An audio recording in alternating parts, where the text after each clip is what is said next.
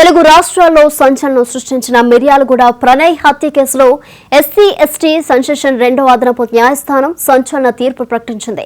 పరువు హత్యలు చేసేవారికి ప్రణయ్ హత్య కేసు తీర్పు చెంపపెట్టు అంటున్నారు మహిళలు, ప్రజా సంఘాలు తెలిపాయి. అలాగే ఎమ్మెల్యే కోట ఎమ్మెల్సీలో ఉమ్మడి నల్గొండ జిల్లా వాసులకే రావడంతో నాయకులు హర్షం వ్యక్తం చేస్తున్నారు. మరోవైపు BRS MLA Jagadish Reddy speaker పై చేసిన వ్యాఖ్యలకు కాంగ్రెస్ నాయకులు సస్పెన్షన్ చేయడంతో బీఆర్ఎస్ శ్రేణులు ఆందోళన చేపట్టారు. కాంగ్రెస్ పార్టీ హామీల అమలులో విఫలమైందని బీఆర్ఎస్ నాయకులు విమర్శలు చేశారు. వీటిపై గ్రౌండ్ రిపోర్టులో ప్రతినిధి నల్గొండ రాము అందిస్తారు.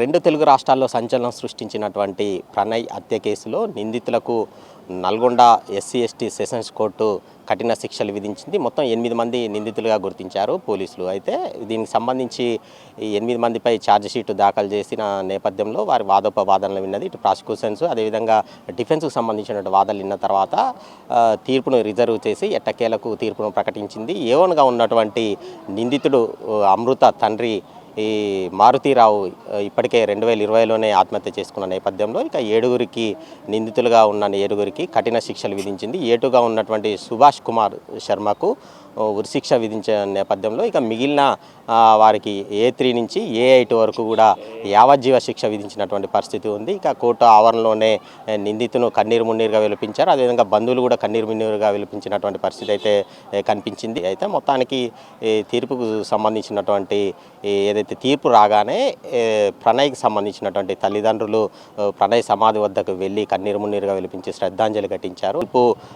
ప్రేమించి పెళ్లి చేసుకున్నటువంటి తల్లిదండ్రులకు ఒక చెంపపెట్టు లాంటిదని చెప్పేసి కూడా వారు చెప్పడం కనిపించి ఓవరాల్గా ప్రజా సంఘాలు కావచ్చు, అడ్వకేట్స్ కావచ్చు ఈ తీర్పు పట్ల హర్షం వ్యక్తం చేశారు. 5 సంవత్సరాల 9 నెలల తర్వాత ఈ సుదీర్ఘ విచారణ తర్వాత ఈ తీర్పు వెలువడింది. మొత్తానికి దీనికి సంబంధించి 1600 పేజీల ఛార్జ్ షీట్ను కూడా దాఖలు చేసినటువంటి పరిస్థితి ఉంది. పోలీసులు 70 మందికి పైగా సాక్షులను కూడా విచారించారు. ఓవరాల్గా ఈ కేసు తీర్పు పట్ల కూడా అందరిలో కూడా హర్షం వ్యక్తం అవుతున్నటువంటి పరిస్థితి కనిపిస్తూ ఉంది.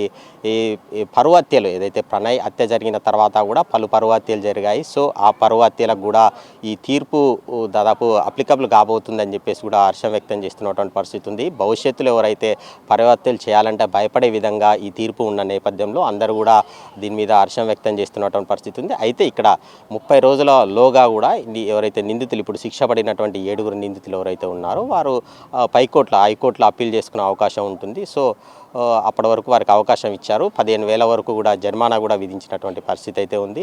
అలాగా వీరికి కఠిన శిక్షలు పడడం పట్ల ఇటు ప్రజా సంఘాలు కావచ్చు, మహిళా సంఘాలు మాత్రం హర్షం వ్యక్తం చేస్తున్నటువంటి పరిస్థితి అయితే ఉంది.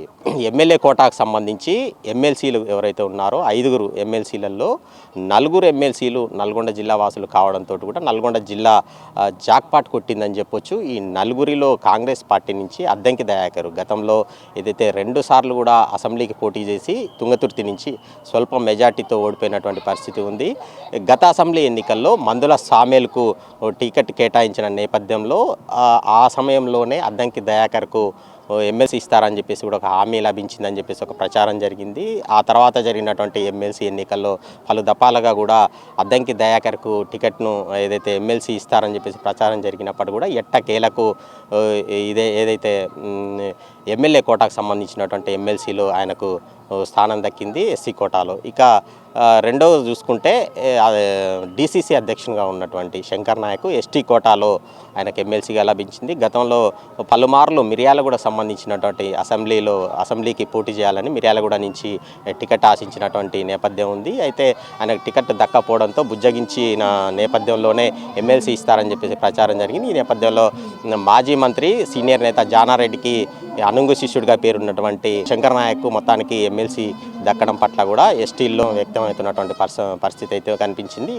ఇక ఏదైతే మిత్రపక్షంగా ఉన్నటువంటి సిపిఐకి ఒక సీటు కేటాయించింది కాంగ్రెస్ ప్రభుత్వం. సో అది కూడా మిత్రపక్షం నుంచి కూడా సిపిఐ కూడా మునుగోడుకు సంబంధించినటువంటి నెల్లికల్లి సత్యం సిపిఐ జిల్లా కార్యదర్శిగా ఉన్నాడు. ఇప్పుడు ప్రస్తుతం ఆయనకు ఏదైతే ఈ ఎమ్మెల్సీగా కేటాయించిన నేపథ్యంలో వీరు ముగ్గురుతో పాటు ఇక ప్రతిపక్ష బీఆర్ఎస్ పార్టీ కూడా దాసోజు శ్రవణ్కు టికెట్ కేటాయించింది. దాసోజు శ్రవణ్ కూడా నల్గొండ జిల్లా వ్యక్తి. మొత్తానికి ఈ నలుగురు కూడా నల్గొండ జిల్లా వాసులు కావడంతో, ఉమ్మడి నల్గొండ జిల్లా వాసులు కావడంతో కూడా జిల్లాకు ప్రాధాన్యత దక్కిందని చెప్పేసి కూడా అందరూ భావిస్తున్నారు. ఇప్పటికే 12 మందితో పాటు అదేవిధంగా ఎమ్మెల్సీ కోటాలో ఉన్నటువంటి శాసనసభ మండలి చైర్మన్ ఉన్నటువంటి గుత్తా సుఖేందర్ రెడ్డి, అదేవిధంగా స్థానిక సంస్థల నుంచి కూడా కోటిరెడ్డి ఉన్నారు. ఇక పట్టభద్రుల నుంచి తీన్మార్ మల్లన్న ఆలేరు నియోజకవర్గం నుంచి ఉన్నారు. మొత్తానికి దీనికి సంబంధించి ఇప్పుడు ఉపాధ్యాయులకు సంబంధించినటువంటి నర్సిరెడ్డి కూడా మార్చి 31 వరకు కూడా ఆయనకు కూడా ఏదైతే టైం ఉన్న నేపథ్యం ఉంది. మొత్తానికి చూసుకున్నట్లయితే ఈ నలుగురితో పాటు ఇప్పుడు ప్రస్తుతం మొత్తం 20 మంది వరకు కూడా ప్రస్తుతం ఉన్నటువంటి శాసనసభ అదేవిధంగా శాసన మండలిలో ప్రాతినిధ్యం వహించడం ఒక రికార్డుగా జిల్లా వాసులు చెప్తున్నటువంటి పరిస్థితి అవుతుంది. ఇంకా మరోవైపు ఏదైతే శాసనసభలో స్పీకర్ మీద అనుచిత వ్యాఖ్యలు చేశారంటూ కూడా మాజీ మంత్రి సూర్యాపేట ఎమ్మెల్యే జగదీశ్వర్ రెడ్డి మీద ఈ శాసనసభ సమావేశాలు జరిగిన ఆయనపై సస్పెన్షన్ వేటు విధించిన పరిస్థితి అయితే ఉంది. సో ఇప్పటికే దీని మీద బీఆర్ఎస్ నాయకులు తీవ్రంగా ఆగ్రహం వ్యక్తం చేస్తున్నారు.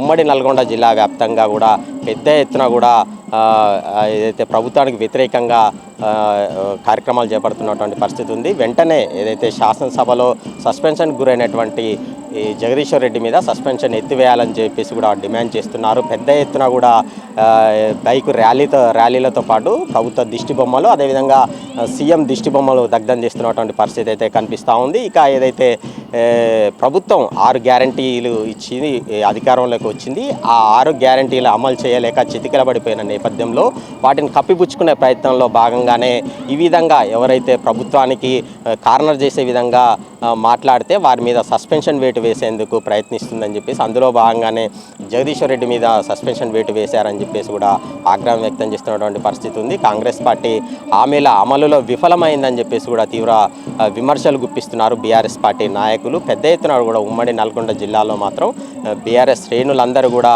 నిరసన కార్యక్రమాలు అయితే చేపడుతున్నటువంటి పరిస్థితి అయితే కనిపిస్తూ ఉంది. కెమెరా పర్సన్ జనార్దన్తో కలిసి రాము, మహా న్యూస్, నల్గొండ.